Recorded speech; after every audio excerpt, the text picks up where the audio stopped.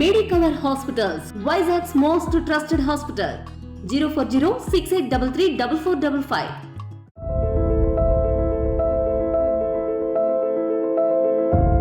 పవన్ కళ్యాణ్ మాజీ సతీమణి రేణు దేశాయ్ నెటిజన్ల మధ్య గత కొన్ని రోజులుగా ఒక మినీ యుద్ధమే జరుగుతోంది. కొందరు నెటిజన్లు అదే పనిగా రేణు దేశాయ్, ఆ పిల్లలు ఆద్య, అఖిరా నందన్లను టార్గెట్ చేస్తూ కమెంట్స్, ట్రోల్స్ చేస్తున్నారు. వీటికి ఎప్పటికప్పుడు గట్టిగా బదులిస్తోంది రేణు దేశాయ్. అయినా ఈ ట్రోల్స్, మీమ్స్ ఆగట్లేదు.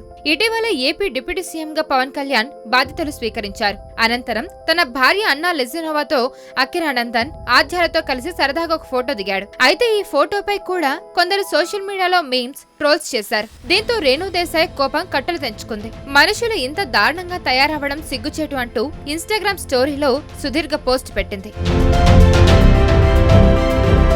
తన తల్లి గురించి ఇష్టమొచ్చినట్టుగా రాసిన కమెంట్లు, మీమ్స్ చూసి తన కూతురు ఆద్య తీవ్రంగా ఏడ్చిందని రేణు దేశాయ్ ఆవేదన వ్యక్తం చేసింది.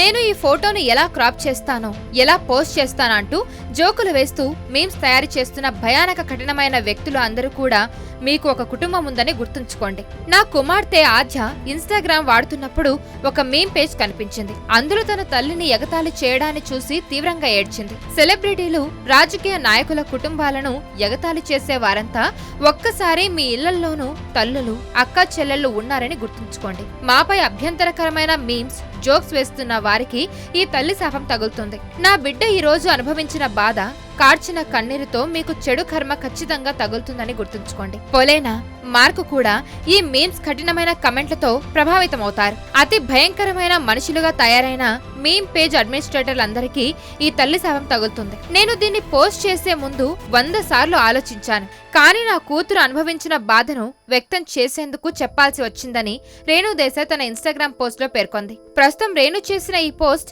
సోషల్ మీడియాలో వైరల్ గా మారింది.